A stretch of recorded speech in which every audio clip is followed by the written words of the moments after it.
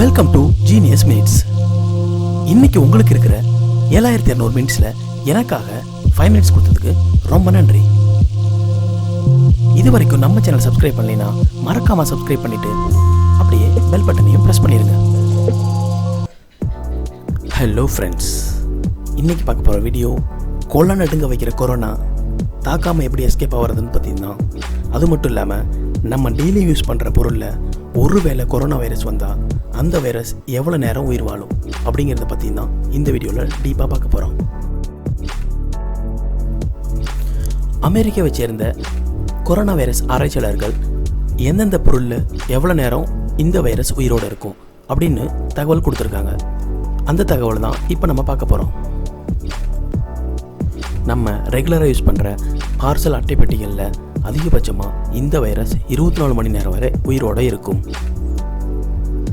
Plastic மற்றும் ever silver water பாட்டில்களில் அதிகபட்சமாக இந்த வைரஸ் 3 நாட்கள் வரை உயிரோடு இருக்கும்.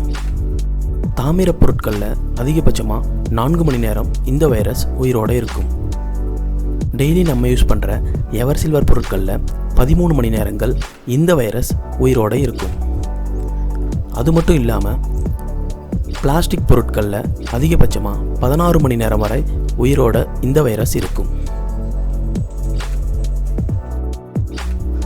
இந்த மாதிரி பொருட்களை ஒருவேளை வைரஸ் தொற்றுக்கிறவங்க தொட்டாங்கன்னா அதை நீங்கள் யூஸ் பண்ணக்குள்ள அந்த வைரஸ் உங்களுக்குள்ளே அஃபெக்ட் ஆகும்.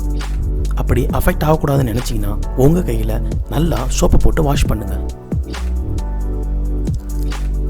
இந்த சோப்பு, சானிடைசர் இதெல்லாம் போட்டு கை கழுவுனா உண்மையாலுமே இந்த வைரஸ் நம்மளை விட்டு போகுமா அப்படின்னு நினைக்கிறவங்க டீப்பாக சொல்கிறேன், இதை நல்லா கேளுங்க.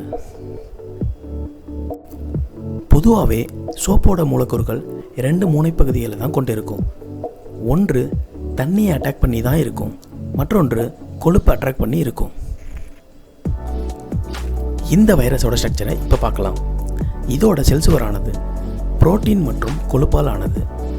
நம்ம சோப்பில் இருக்கிற மூலக்கூறு இது மேலே பட்டு இந்த வைரஸை ஃபுல்லாக அழிச்சிட்டோம். ஆனால் இதில் ஒரே ஒரு கண்டிஷன் தான் இருக்குது. அது என்னன்னு கேட்குறீங்களா?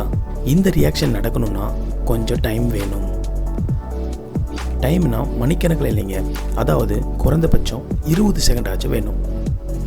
அதனால தான் நம்மளோட கைகளை குறைந்தபட்சம் 20 செகண்ட் ஆச்சும் ஹேண்ட் வாஷ் பண்ண சொல்கிற காரணமே. இந்த சானிடைசரில் இருக்கிற லிக்விடும் இதே போல் தான் செயல்படும். இதில் 70% எத்தில் ஆல்கஹால் இருக்கிறதுனால நம்ம கையில் பட்ட உடனே ஆவியாகி விடுது. இந்த வீடியோ உங்களுக்கு பிடிச்சிருந்தா மறக்காமல் நம்ம சேனலை சப்ஸ்கிரைப் பண்ணுங்கள். அது மட்டும் இல்லாமல் இந்த வீடியோவை லைக் பண்ணுங்கள்.